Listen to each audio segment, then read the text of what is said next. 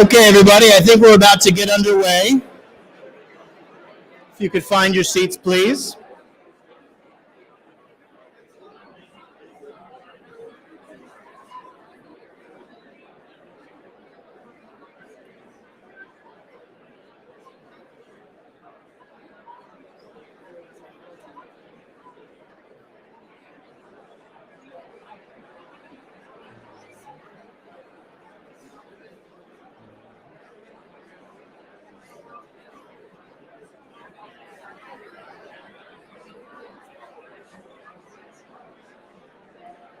Friends, if we could find our seats, we're about to get underway.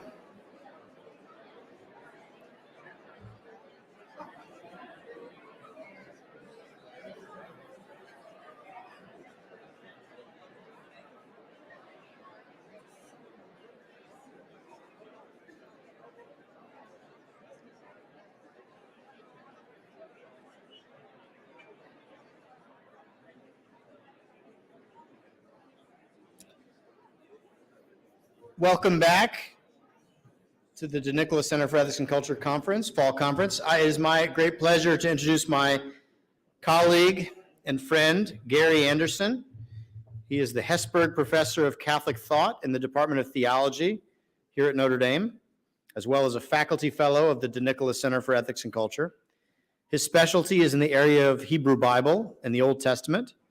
His latest book, which is out next week, but available for sale here right now at the conference, is That I May Dwell Among Them, Incarnation and Atonement in the Tabernacle Narrative.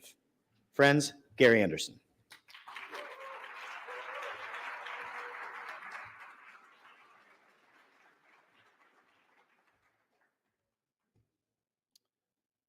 It's an honor and a pleasure to introduce our speaker this evening, Professor Hava Tirosh Samuelson. She received her PhD from the Hebrew University in 1978, and her initial area of interest was that of Jewish intellectual history, with a special interest in the period of the Renaissance, as well as the study of Jewish mysticism, or as it's sometimes called, Kabbalah.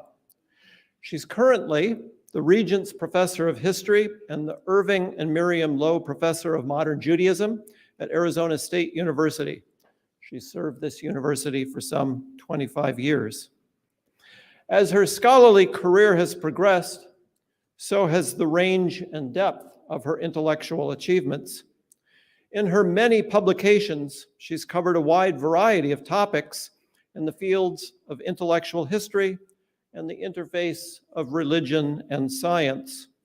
For her work in the latter area, she's been the recipient of a number of very large fellowships from the Templeton Foundation. Her most recent award is for a project entitled Beyond Secularization, a new approach to the study of religion, science, and technology in public life.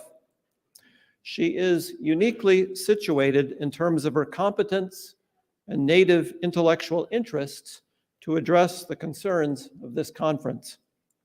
Tonight's lecture is entitled Personhood, Relationality, and Responsibility, Jewish Philosophers on Contemporary Technology, taking her departure from 4 significant Jewish thinkers, all, at least in my view, from the relatively recent past, Martin Buber, Hans Jonas, Emmanuel Levinas, and Rabbi Jonathan Sachs. Professor T. Roche Samuelson will engage the challenge posed by a transhumanist futurism that often looks askance at human embodied existence. Please join me in offering her a warm welcome to our university.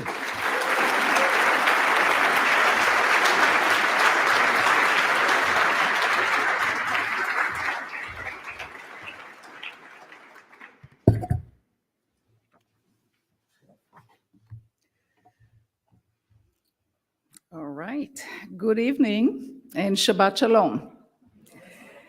Let me first thank Professor Carter Sneed and his staff, Margaret Cabanis and Justin Petrisek, for the invitation to participate in this marvelous conference. When the invitation was issued, wherever it was, I don't remember the date, wherever it was, I believe June probably, none of us could have imagined that in early November, this conference would take place in the midst of war. As a person who was born and raised in Israel, a Jewish intellectual who studies the Jewish historical experience, a scholar whose worldview is, at least in part, shaped by Jewish texts, beliefs, and rituals, I want to open my remarks on this Shabbat with the words from the Jewish liturgy. In every Jewish service, prayer service, these words are repeated several times, including in the Kaddish prayer, which is recited by people who were recently orphaned or who lost members of their immediate family. The words of the prayer express their grief, longing, and hope. These words, I believe, are most appropriate in this evening for all the people who are experiencing the tragic losses of war. Let me say these words first in Hebrew. Oseh shalom bimromav, hu yaseh shalom, aleinu ועל כל ישראל, ועל כל יושבי תבל, ואמרו, Amen. I'm translating. May the makers of peace above make peace for us, all Israel, and all who dwell on earth, and let us say, Amen. For the past day and a half actually, we have listened to profound philosophical and theological reflections on the meaning of human personhood. We raised many questions. How is a person different from an individual or from a self? Are only human beings to be considered persons? If so, by virtue of what do human persons differ from other beings? What does personhood consist of, and what does personhood entail? How is personhood related to rights and to duties? Is personhood shared by all humans, or some humans are more persons than other humans? Who determines or who assigns personhood to individuals or to groups? Should personhood be accorded to non-human animals, or, for example, to plants? And what about human-made machines that mimic human behavior and are currently intimately involved in our daily life? So do machines have personhood? These and many other challenging questions have generated a vast interdisciplinary discourse on personhood in the fields of law, economics, politics, medicine, philosophy, theology, and ethics. The discourse on personhood, as we have seen in this conference, engages highly contested themes such as abortion, disability, race and ethnicity, sexuality and gender, end-of-life issues, biomedical technology, and many other themes or topics. So why are we so concerned with the meaning of personhood today? My answer is because our lives are increasingly governed by impersonal forces that threaten our individual our individuality as well as our collective humaneness. Because as human beings who are created in the image of God, we behave in ways that fall short of what personhood entails and demands. And because our personhood is currently erased by the machine we have built that sound like us and that mimic our behavior and even our thinking. So in this talk, I will not attempt to offer a theory of personhood, but invite us to think about personhood from a Judaic perspective. Now, I have a real challenge here accommodating both my text and this, so let me see if I can handle it. If I cannot handle it, I will stay with my text. So, in this talk, I will not attempt to offer a theory of personhood, but invite us to think about the personhood from a Judaic perspective. I will do so by considering 4 influential thinkers: Martin Buber, Hans Jonas, Emmanuel Levinas, and Rabbi and Lord Jonathan Sacks. Let's get to, okay. These are the people I'm going to consider. Martin Buber on the left, on your left, Hans Jonas, Emmanuel Levinas, Jonathan Sacks. And if you're not familiar with them, I highly recommend that you immerse yourself in their wonderful wisdom. Although their life experiences and views differ from each other, their insights respond to the most critical challenge of our time, the technologization of life.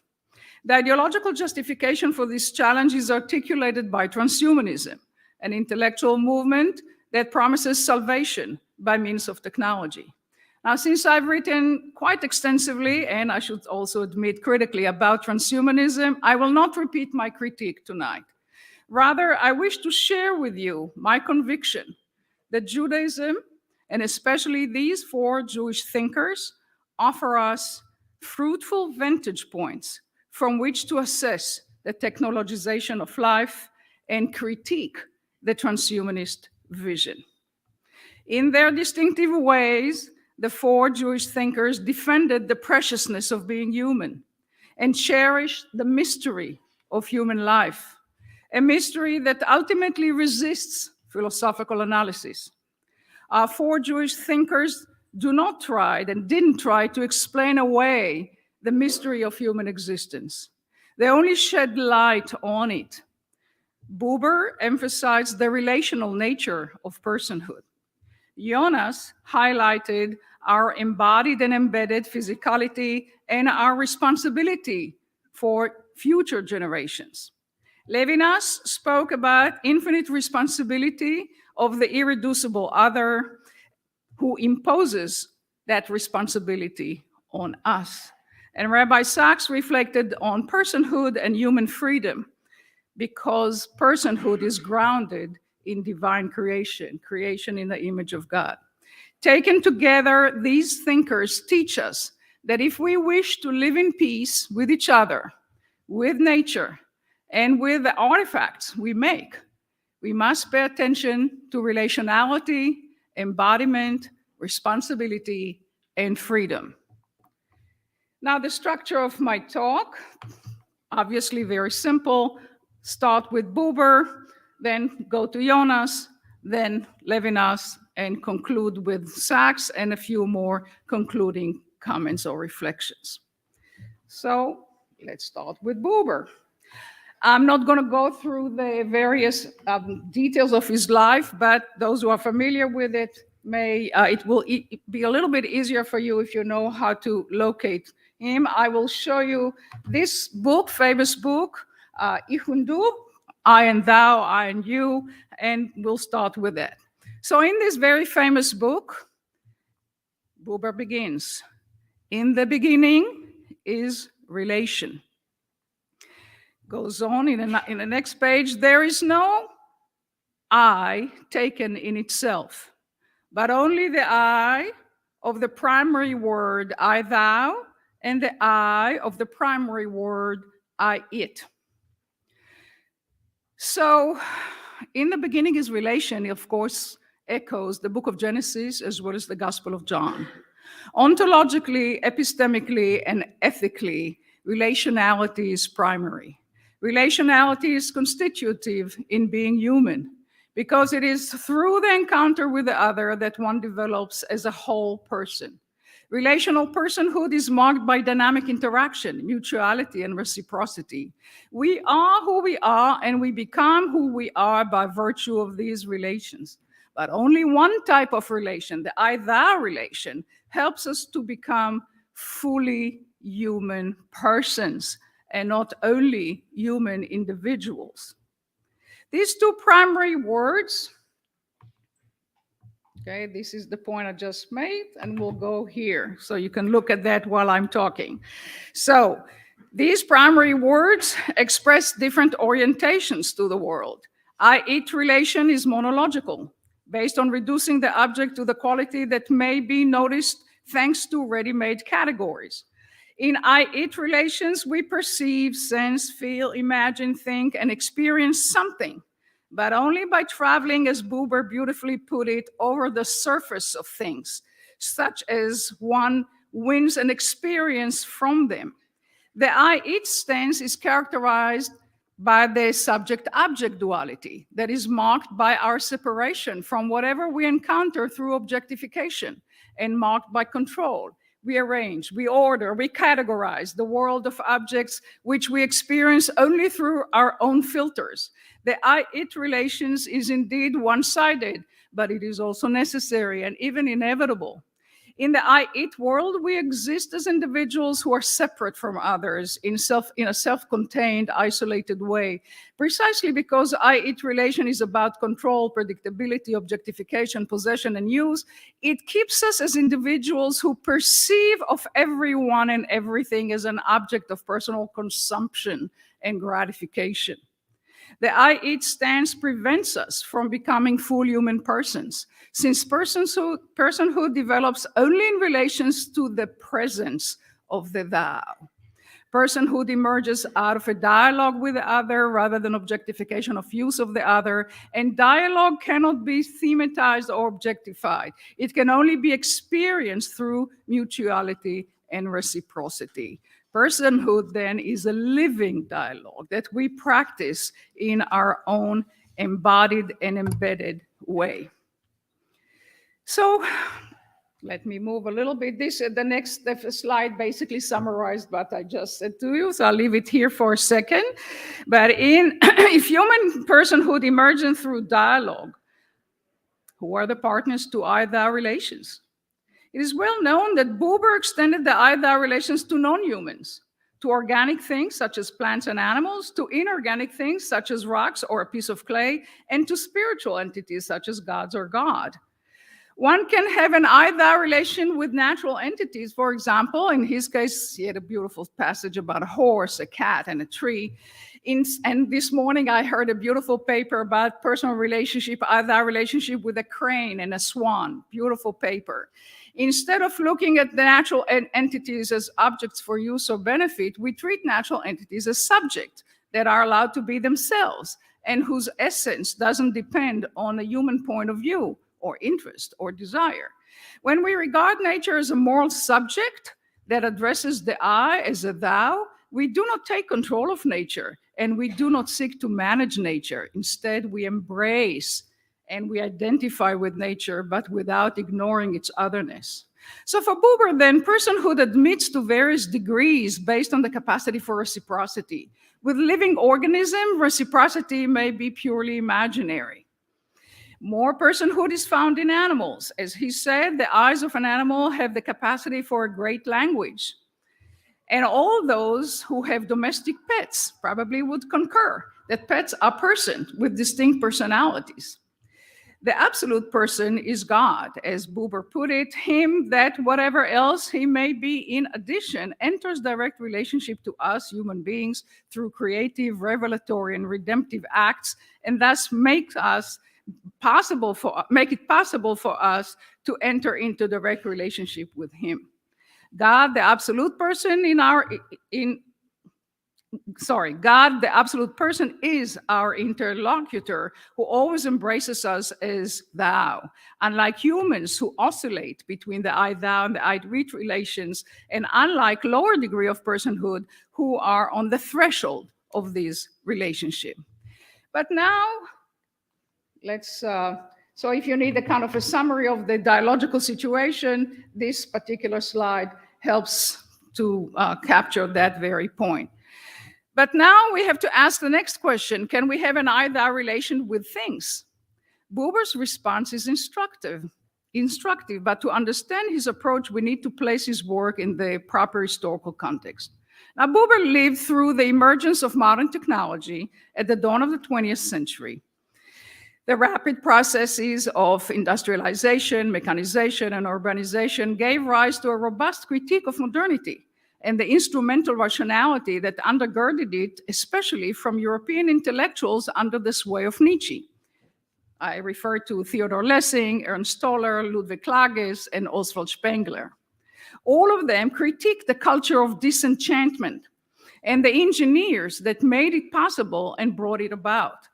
In the early decades of the 20th century, the cultural despisers of technology warned that machine-dominated culture not only made the Great War possible, but that the war spelled the self-dissolution of humanity when men become machine-like or slaves of murderous technologies.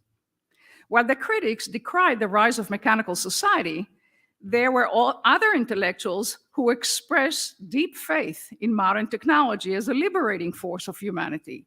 Technology, they prophesied, would be the panacea of all social ills and would guarantee progress, equality, liberty, justice, and happiness. Now, unlike other intellectuals of his generations, and I'll show you that kind of debate. This was the debate that I just referred to. Unlike the other intellectuals of his generation, as Asher Beeman has shown, Buber neither despised technology nor did he worship it. Instead, Buber offered a unique position that called for the humanization of things, the humanization of the it world, by considering its human makers and their broad cultural historical context. By considering the human makers of things, we de-objectify them. We recognize their inherent worth or dignity and the dignity of their makers. When we humanize things, we also endow human labor, in which the things are necessarily involved, with new meaning. Instead of exploitation and use, we turn physical labor into an activity that hallows or sanctifies the mundane world. Labor itself and the tools or instruments it employs become noble and even holy. In this manner, physical labor becomes a form of what Hasidism called worship through corporeality. Worship through corporeality was the key insight of Hasidism, a particular strand of modern Judaism that emerged in the 18th century as a response to the Jewish Enlightenment and as a critique of modernity in general.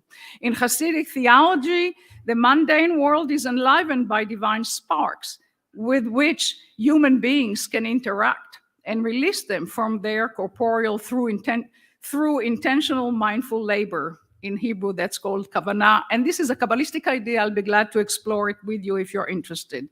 When Buber sought to ennoble material artifact and manual labor with human-made tools, he suggested that we may even have an I-thou relationship with artifact. So if you want a kind of, let me go first to this. So that inspiration came from this person, Aharon David Gordon, the spiritual leader of labor Zionism, who joined the early communes in Palestine in 1904.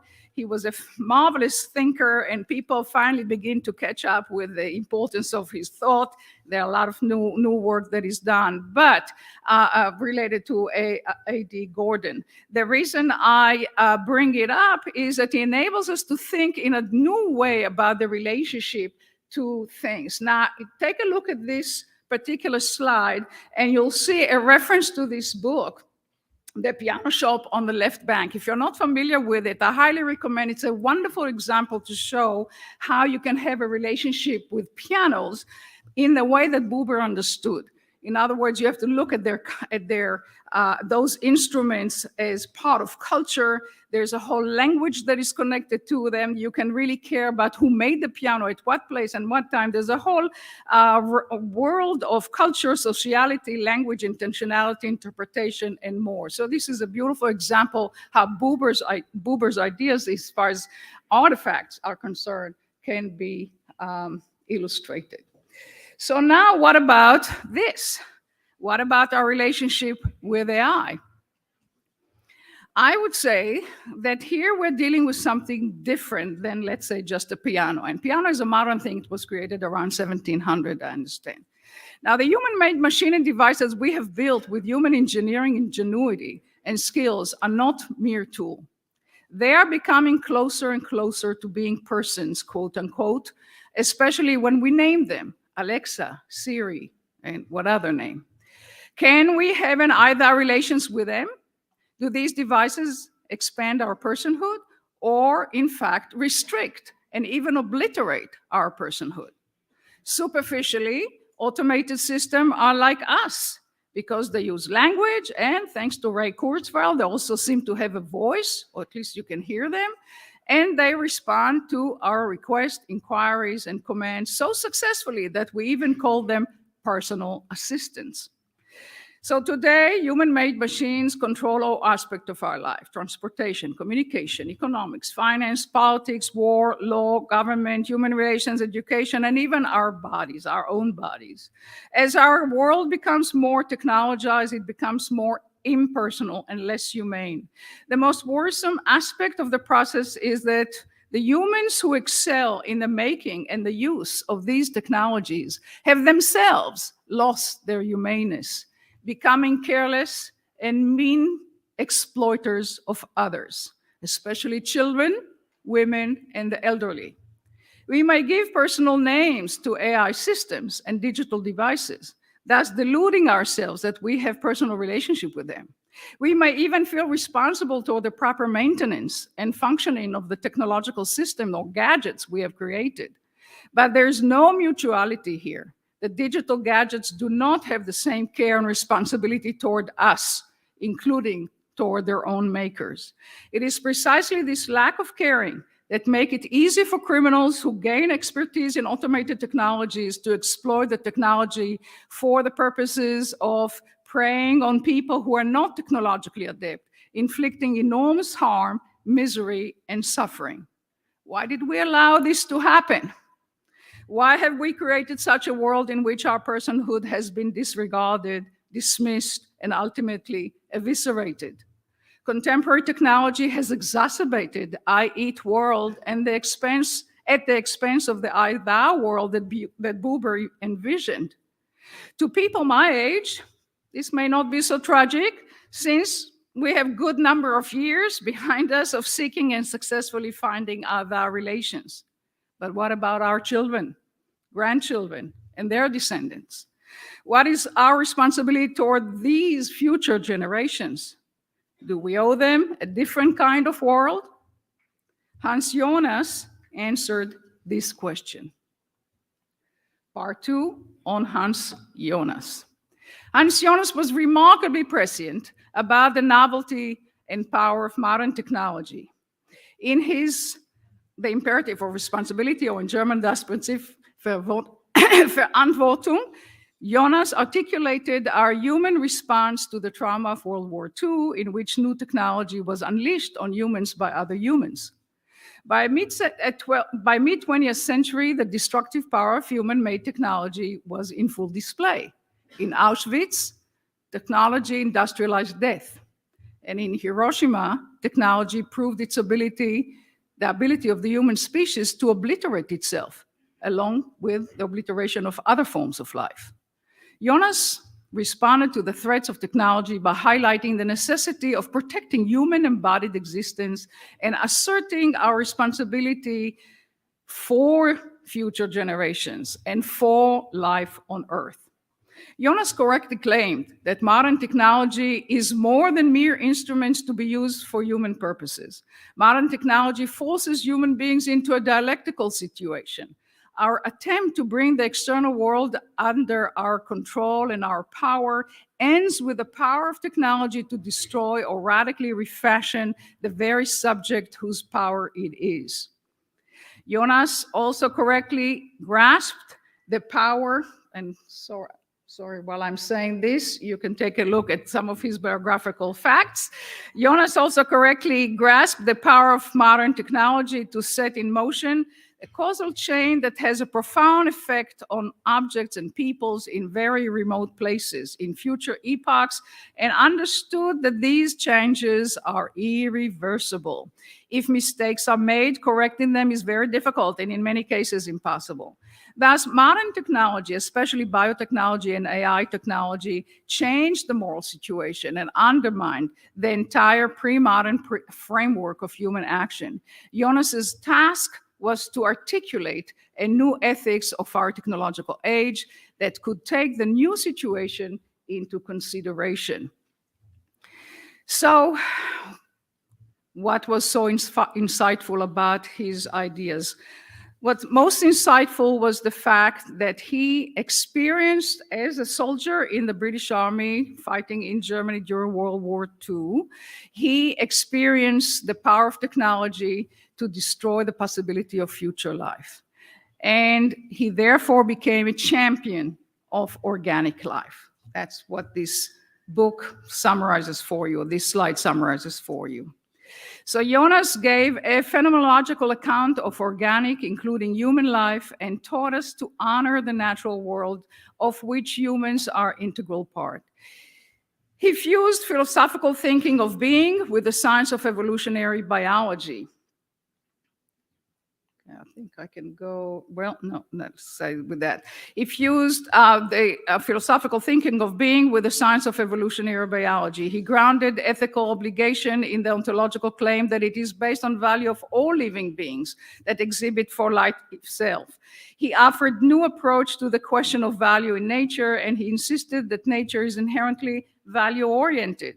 He rejected the separation of value, separation between ought and is, a dogma that is no more than mere assumption, and he viewed the human as part of the continuum of living being on a gradual scale that increases in complexity. Finally, he ascribed primordial subjectivity to all organisms, and he saw matter as a capacity for life and intelligence within itself.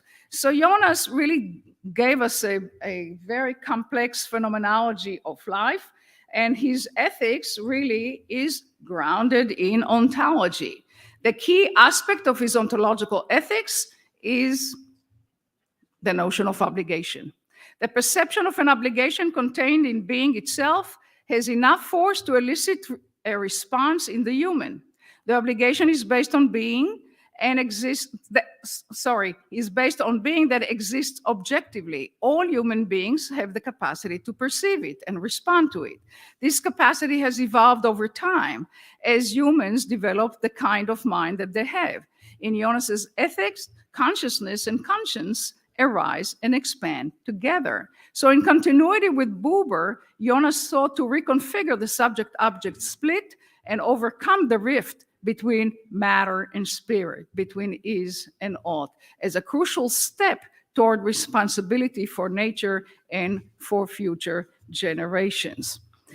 So, like Buber, and as we shall soon hear, like Levinas and Rabbi Sachs, Jonas was most attentive to the fact that humans' lived experience is mediated through the physical body. We are embodied persons, and our embodied capacity forge continuity between, I'll show you this beautiful, okay, here, this is what I want to share with you here.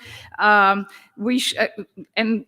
because of our embodied capacity, we have the continuity between our past, our present, and future. Through our progeny, we experience the spontaneous practice of care, which is timeless archetype of responsibility, as he put it. Care is the fundamental condition of survival as well as the arena for self-realization. Care is inherently asymmetrical and unidirectional and is inherently future-oriented. From this insight, Jonas derived the argument about human responsibility toward the future of the planet. Human beings who have the knowledge and the power to impact the biosphere have the moral responsibility to ensure that the biosphere will not be threatened by human action. Jonas' phenomenology of life, his environmental philosophy, and his imperative of responsibility were all aspects of the same vision, how to live ethically in the age of technology. Now, Jonas didn't like to be known as a Jewish philosopher. He wished to articulate a philosophy that doesn't require justification by appealing to revelation. However, when he addressed Jewish audiences, Jonas felt freer to invoke Jewish sources and speak in a more clearly religious Jewish idiom. So here's this wonderful passage from one of his talks in a synagogue in New Rochelle, actually. Judaism can help us restore a sense of reverence and awe toward nature, and a sense of reverence and awe towards the ultimate essence of ourselves. So it can help us to restore a sense of reverence and humility toward tradition. It is only man who is isolated from the tradition, through which the voice of God speaks, who is in a nihilistic situation, man who thinks he knows everything and needs to listen anymore to the long and not listen anymore to the long dialogue in which man and God came to a mutual communication called the covenant. When it comes to wielding power on modern technology, I think Judaism can tell us one thing: don't be too sure. Don't be too modern. So Jonas died just when the digital revolution kind of started to take off, 3 years after Ray Kurzweil published The Age of Intelligent Machines, that predicted and promoted the development of artificial intelligence and the whole movement of transhumanism, even though transhumanism started a little bit earlier. Jonas' precautionary principle and his heuristic of fears offered an implied critique of transhumanism. From Jonas's perspective, the human body must not be disdained, let alone hacked. There should not be a crusade on aging, nor should we foolishly deny our mortality by fantasizing about cryonics. Humans should not be replaced by super intelligent machines, and the human makers of these machines should not be oblivious to the social impact of their invention. Today, the question of how to live with intelligent machines concerns us all. Emmanuel Levinas' analysis of otherness, or alterity, has been commonly invoked to discuss this issue. But often, the application of Levinas to the ethics of AI has gone, in my view, beyond what Levinas himself said. Part 3, Levinas. Levinas is most influential today. For Levinas, ethics is a relation of infinite responsibility to the other person, but it's the other, not the self, who is the source of ethics. Levinas calls ontology to any relation to otherness that is reducible to comprehension or understanding. But the relation with the other goes beyond comprehension, and it doesn't affect us in terms of a theme. Ethics is otherwise than knowledge.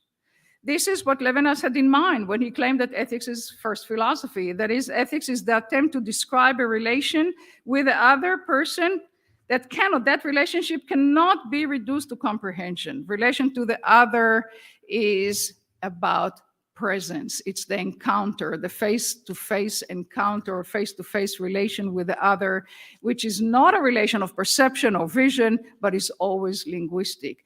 The face is not something I see, but something I speak to. In speaking or calling or listening to the other, I'm not reflecting upon the other, but I'm actively and existentially engaged in a non-subsumptive relation where I focus on the particular individual in front of me. In such an encounter, I'm not contemplating, I'm conversing. This is an event in which we encounter the presence of the other person. The encounter with the other is non-thematizable because the infinite other is irreducible and inexhaustible. The other resists being reduced to the same, and this resistance is what Levinas describes as the ethical. The other places an infinite responsibility on the relational self, and that's what he means by ethics as first philosophy.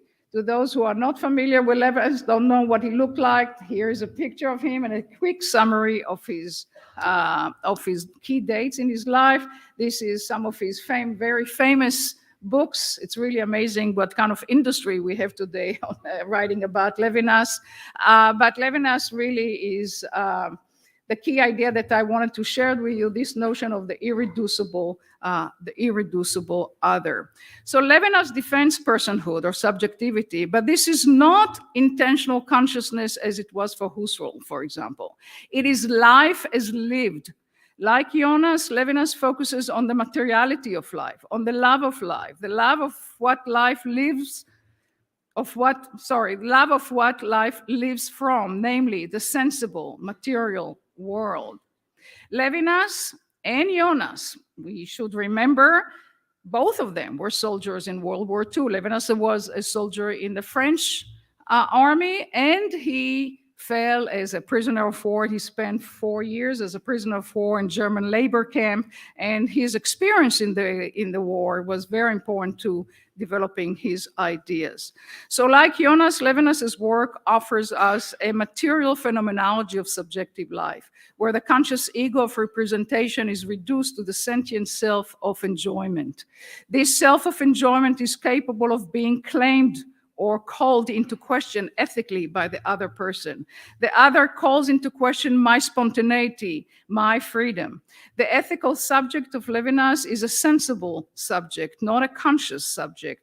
If so, Levinas' ethics is not an obligation toward the other mediated through the formal procedure or universalization of maxims or some appeal to good conscience. Rather, ethics is lived in the sensibility of an embodied exposure to the other. Precisely because the self is sensible, vulnerable, passive, open to pangs of hunger and eros, that is worthy of ethics. The deep structure of subjective experience is what Levinas calls psychism, namely, it is structured in a relationship of responsibility or responsivity to the other. So the application of Levinas to the discourse on AI began about the year 2000, where Richard Cohen wrote, who is a Levinas scholar, reflected about cyber technology in light of Levinas's philosophy. This conversation has continued, and today it's very interesting how, if you read the literature of ethics of AI, you'll find a lot of references to Levinas. So the question is why? Why is Levinas so attractive today to these kind of reflections? It seems to me that it has to do with the critique, Levinas's critique of Western philosophy, which enabled thinkers to think otherwise, namely to find new ways that not only expand moral considerability, but also allow us to deal with very social and political issues, be they environmentalism or issues of technology. But thinking otherwise with Levinas raises the problem of responsibility. So a few words just very quickly about how complicated this is. Responsibility is a fuzzy concept with numerous meanings, conditions, and application. We are responsible when we know what we're doing and we know what the consequences will be. Now let's think about AI. That's not the case in AI systems. AI system can cause a lot of harm, but they don't know what they're doing because they lack consciousness.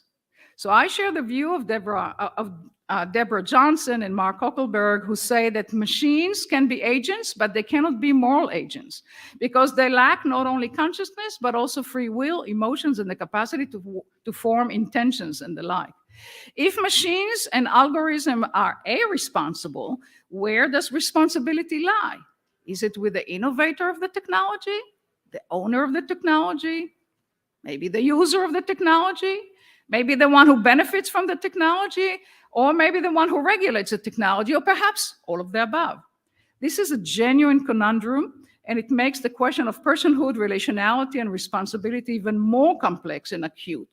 Jewish ethicists such as Nadav Berman, Tal Zalsky, Moise Navon, and David Zvi Kalman, I'm sure you're not familiar with those names, but I'll mention them anyway, have begun to explore these issues by looking at Jewish law and apply to autonomous vehicles, autonomous weapon systems, and algorithm-based financial systems in the context of Jewish law and covenantal theology. But if you go back to non-Jewish thinkers, I'll just give you one example of David Gunkel. Here, David Gunkel, who is an important ethicist, and he actually admires Levinas because he sees in Levinas a challenge to traditional assumption of moral philosophy. When Levinas argued that ethics doesn't rely on metaphysical generalization, abstract formulas, or simple pieties. Instead, Levinas' philosophy is concerned with the response to and responsibility for the absolute other who is confronted in an irreducible face-to-face encounter. Although Gunkel admits that for Levinas, this other is always and unapologetically human, he also argues that Levinas allows us to think otherwise and expand the scope of the other by becoming more inclusive than he himself was. So it seems to me that I like to interpret Levinas a little bit more conservatively than he does. The human is always, the other is always a human, and that's because for Levinas, as a product of the Musar tradition from Lithuania, embodiment is very, very important. So now, if that's the case, I would like to move or maybe raise one more question. Those who critique Levinas and say that he was too, remained too anthropomorphic or too humanistically oriented, they consider it a shortcoming. But I don't think that that's the case. It seems to me that that's exactly the greatness of Levinas, the ability to speak about others as humans. So the humaneness of the other, which Levinas considered as pointing to God, is precisely what AI systems erase when embodied humans become data. Digital technology, and especially AI technology, erase our personal identity, disregard our privacy, dismiss our inherent dignity because they deface us. When AI systems turn us into data, which can be harvested, manipulated, and sold to the highest bidder, just think about Cambridge Analytica or whatever the name was, right? They remove what Rabbi Sachs would insightfully call our dignity of difference, our particularity that cannot be severed from our physicality. This can be best evident in the technology of facial recognition that some AI ethicists have endorsed. However, David Zvi Kalman correctly challenged the application of Levinas' philosophy to face recognition technology when he stated, quote, Levinas would have banned facial recognition technology, and we should too.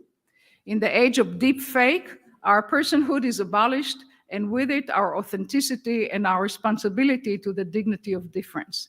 While expanding the scope of moral considerability is an honorable goal, I do not think it justifies glossing over, ignoring, or dismissing Levinas' own humane teachings, which posit Levinas very much like Jonas and Rabbi Sachs as a critic of our technologically saturated society, rather than its endorser. So now, here's a summary of Levinas as a critic of AI, and I'm moving now to part 4, my last part, on Jonathan Sachs. So Buber, Jonas, and Levinas have been major inspiration to Rabbi Sachs, whom we lost pretty recently. The most influential, if you're not familiar with him, the most influential theologian, ethicist, and social theorist, among Jews at least, of our time. But whereas they were not, here, this is Jonathan Sachs, and that's the key dates of his life or important activities. So Sachs, unlike them, is an Orthodox Jew. In The Dignity of Difference, How to Avoid Clash of Civilization, a book from 2003, he says the following: I'm not a liberal Jew. My faith is orthodox. I do not believe that the sanctity of human life and the inalienable freedoms of a just society are relative. They are religious absolutes. They flow directly from the proposition that it was not we who created God in our image, but God who made us in his image.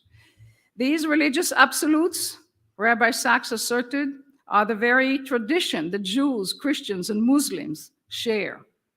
For that very reason, members of the 3 Abrahamic traditions can communicate with each other as we do here and now, while recognizing the distinctiveness and particularity of each tradition. Echoing Levinas, Rabbi Sachs challenging us to, quote, exercise Plato's ghost, namely, get rid of universalizing tendencies of Western philosophy. while asserting, quote, that universality must be balanced with a new response for the local, the particular, and the unique, unquote. If we are to avoid the clash of civilization and prevent bloodshed and violence, we must be able to recognize and protect diversity, otherness, and multiplicity. As an Orthodox Jew, Sachs defended the right to be different, a right that belongs not to the liberal democratic state, but as he called it, to the compassionate society. Unbridled multiculturalism, he argued, has gone too far, bringing with it fragmentation, conflict, dysfunction, because we have lost the vision of the common good, which rests on religious absolutes. How can we restore the common good? By gaining the correct view on the relationship between the particular and the universal, between human reason and divine revelation, between science and religion, between the secular and the sacred. Put differently, if we wish to protect the dignity of difference, but without corroding the common good, we need to have a proper understanding of the two main frameworks that provide meaning to people today, science and religion. In what he undertook to accomplish, this is exactly what he undertook to accomplish in his book, The Great Partnership. I think I have this is the famous book, The Great Partnership. Many of the things that Sachs says actually repeat in various places in his writing. So you will, if you read Sachs, you will bump into the same kind of ideas in various formulations. So here's an example from The Great Partnership. In his clear and precise style, Sachs summarized the relations between science and religion. Science tells us what is. Religion tells us what ought to be. Science describes. Religion beacons, summons, calls. Science is object. Religion speaks to us as subject. Science practices detachment. Religion is the art of attachment, self to self, soul to soul. Science is the underlying order of the physical universe. Religion hears the music beneath the noise. Science is the conquest of ignorance. Religion is the redemption of solitude. We can easily hear the echoes of Buber, Jonas, and Levinas in this succinct paragraph. Science belongs to I-it world. Religion belongs to the I-thou world. But humans occupy both worlds. Only through the great partnership of collaboration, cooperation, and mutual support between science and religion can we restore the common good, according to Jonathan Sachs. So the key to all this, and I realize that my time is getting short. So the key to his insights is the doctrine of creation, which all three Abrahamic traditions share and accept as their point of departure. As creator, God is radically transcendent to the world of nature that God has created. And in the act of creation lies freedom, the freedom of God from nature and the freedom of the human who is created in the image of God from material necessity. Rabbi Sachs has a both-and approach to science and religion, and that means that he emphasizes both transcendence and immanence, freedom and necessity, meaning and truth, eternality and historicity, reality and emotion, rationality and emotion and theory and practice. And of course, that's all variation on one theme, the I-it and the I-thou. So here's another famous quote from his writing. What our task is in life is to choose. As he put it, quote, we are free. We are choosing animals. Life is choice. In that fact lies our dignity. If we deny freedom in theory, eventually we will lose it in practice, as happened in Nazi Germany and Stalinist Russia, and as may happen yet in new and unforeseeable way, which is exactly the case. So I will skip a little bit just to give you a sense of why freedom is so important to him, because in freedom we find hope. The ability to hope, to imagine future, to aspire to live meaningful life. These are not possible without the assumption in his mind, the assumption of creation, and especially creation in the image of God. The alternative is the Nietzschean option of eternal recurrence. So the greatness of the Bible, the great discovery, as he put it, of Abrahamic monotheism, which transformed the human condition, endowing it with meaning and thereby rescuing it from the tragedy. What that rescue came from, it's the name of hope. For if God created the physical universe, then God is free. And if God made us in his image, we are free. If we are free, then history is not a matter of eternal recurrence, because we can change ourselves, we can change the world. That is the religious basis of hope. So now let's try to look toward the conclusion. Where does it all lead us, and how does it all relate to our current condition? And in that current condition, we live very much in technology. Sachs explicitly engaged the challenges of technology, especially AI technology, that we experience daily in many aspects of our life. He commented on the fast pace of technological change that creates a cultural lag, a state like now in which material culture, and I'm quoting from him, such as technology, is being transformed faster than non-material culture, such as models of governance and social norms, unquote. Sachs insightfully viewed the Judaic worldview as a corrective response to the corrosive impact of AI technology on human life. His critique of technological society began, as I already noted, with the doctrine of creation, and his emphasis is always on the concept of joy. The joy in participating in all forms of actually, I would say all forms of Jewish life, daily, weekly, annually, in the observance of the commandments and in a personal relationship with God, which for Sachs is the primary source of joy. So AI technology, this is the irony of the situation, and in my view, also the tragedy of it. The AI technology was initially promoted by appealing to freedom. Presumably, AI would liberate us from all sorts of constraints.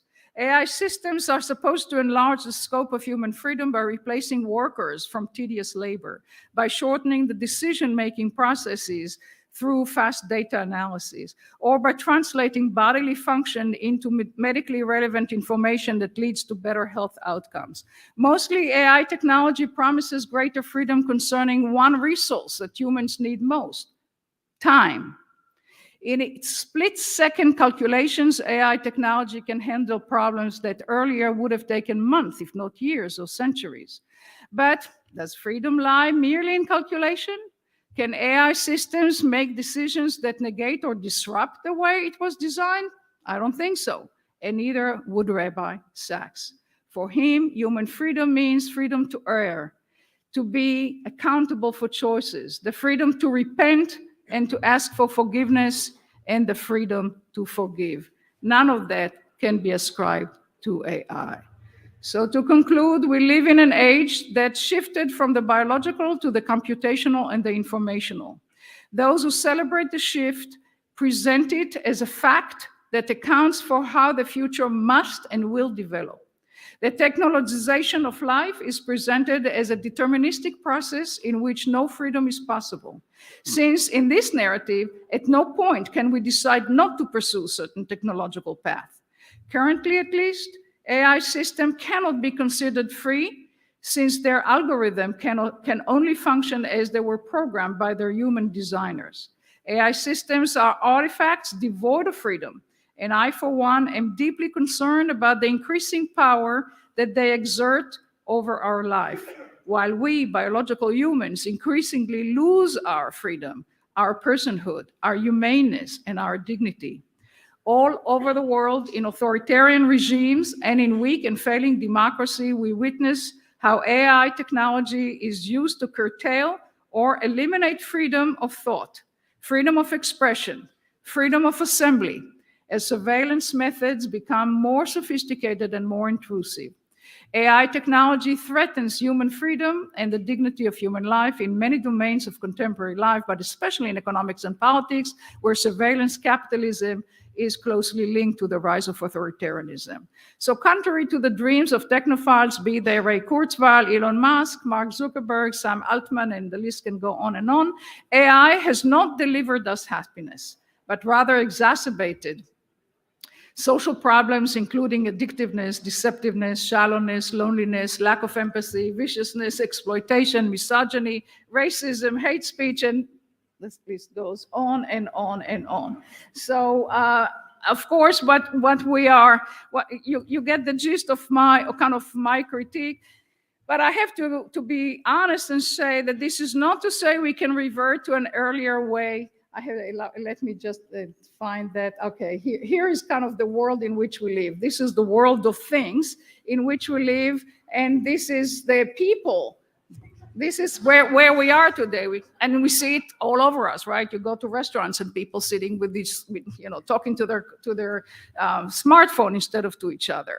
So this is not to say that we can revert to earlier way of life prior to the invention of AI, but that we need to develop responsible AI and promote the design and engineering approaches that ensure the safe, beneficial, and fair use of AI technology. To do so, AI innovations should not be left to engineers and computer scientists, but involve humanists, ethicists, philosophers, anthropologists, scholars of religious studies, and people who do cultural studies, who could introduce human-centered approach to AI technology. Such an approach is indeed conservative, since it is urging us to use precedent, past wisdom, and conventional metaphysics as much as possible and try to resolve ethical issues involving current and near future of AI technology. So the four Jewish thinkers I discussed offer us, in my view at least, profound insights that guide us in these perplexing times, urging us to remember our creaturely status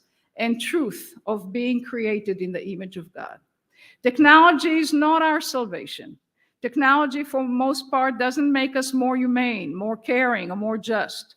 On the contrary, contemporary technology, especially AI technology, dehumanizes us by turning us into data and by turning our social life into Internet of Things. I, for one, consider the current veneration and obsession with technology as a form of techno-idolatry that undermine our freedom, our personhood, and our responsibility. I wrote on that in Theology. It's in another essay that I published not too long ago, 2 years ago. So absorbing the insights of Buber, Jonas, Levinas, and Sachs endow our embodied physicality with meaning. It dignifies our mortality and temporality. And above all, it protects our personhood from the technologization and commodification of human life. If we acknowledge that from dust we are, and to dust shall we return, and that we are created in the image of God, we may be able to remain humble, honest, and good, creating societies that are free, caring, and just, societies that can respect the mystery of being human and seek to live in peace. Thank you, and Shabbat Shalom.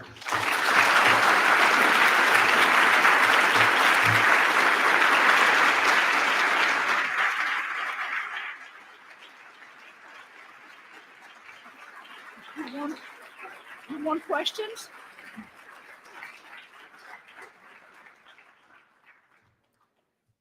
You have time for questions? Be willing to receive some questions? Absolutely. Thank But you I very have to take this because I'm dying from heat.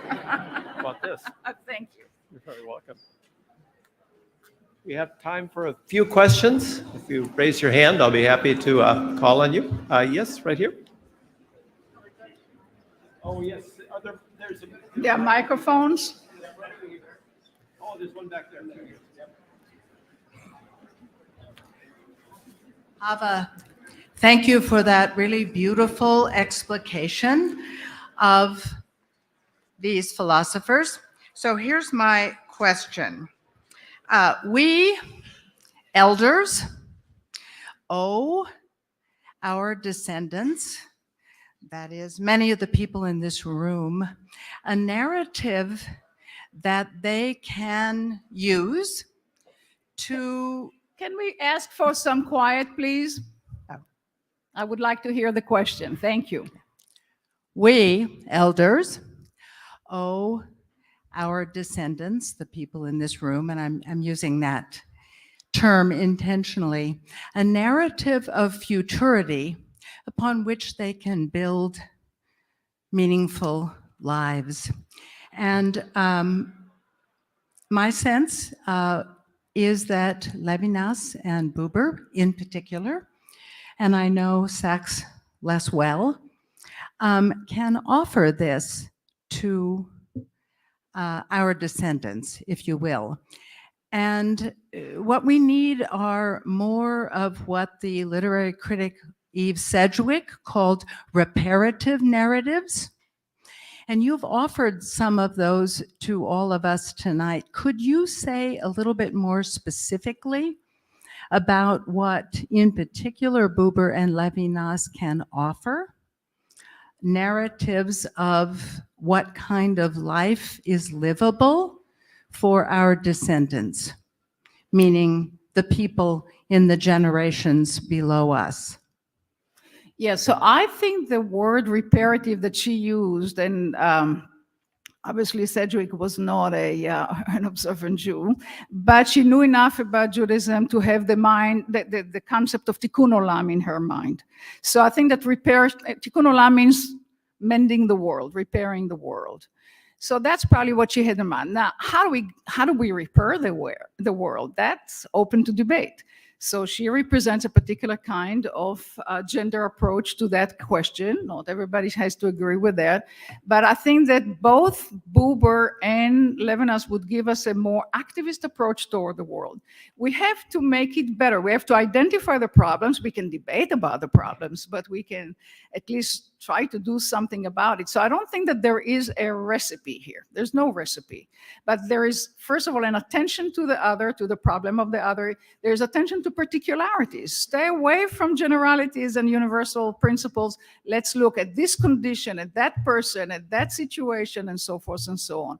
So I think that would be the way to make the world a little bit of a better place. But I guess that's the best I can offer. She's also big on the role of narrative itself, how telling the story is going to be helpful.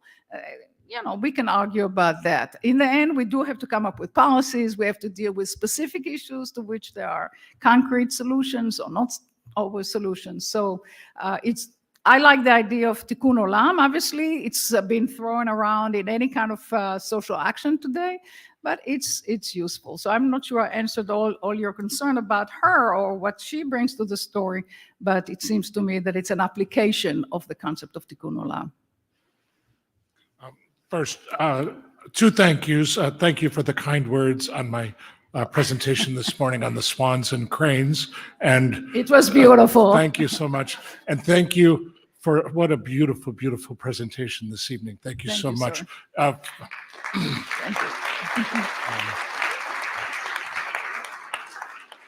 For those of us who are professors and those of us who are learners, we find ourselves sometimes, especially those of us at Catholic universities, and we're told to have diversity in our curriculum.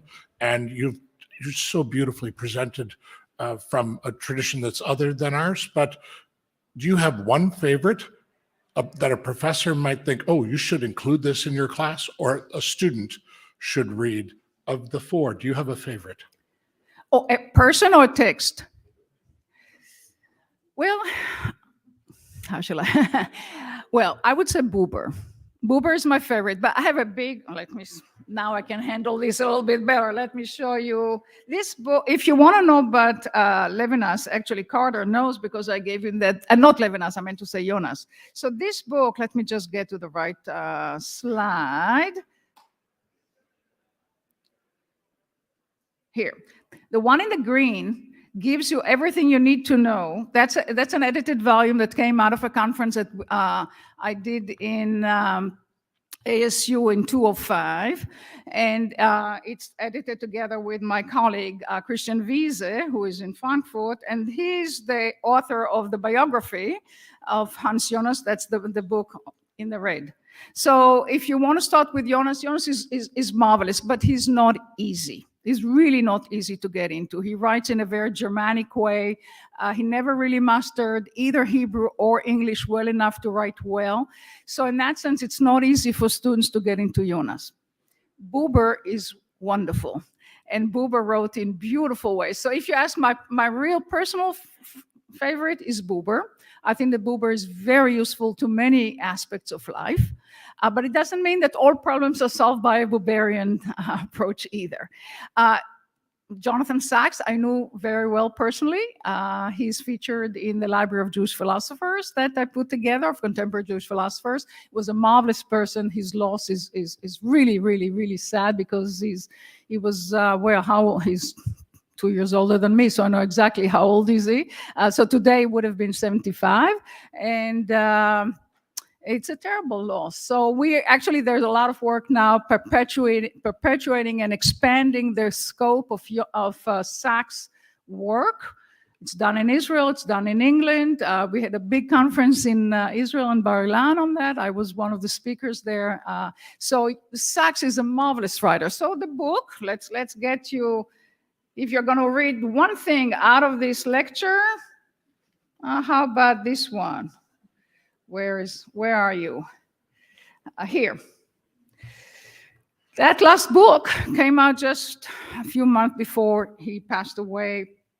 That's the book to buy, and just to get the sense of his, his personality, his approach is terrific. What else?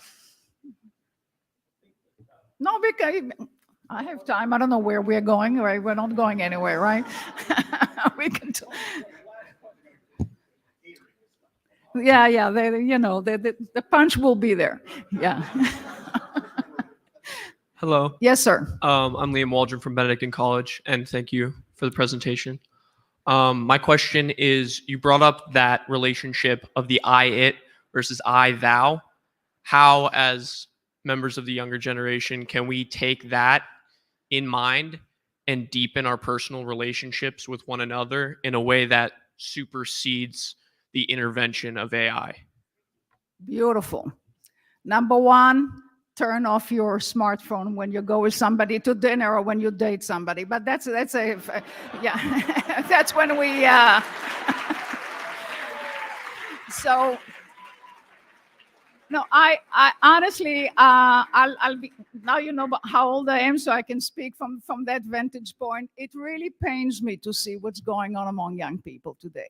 And it's true in the classroom when people are so sucked into their computer, they can't listen and they can't even know. And you know what's interesting? Students don't know the names of people in their own classroom, even though they meet twice a week. I'm astounded by that. How is it possible?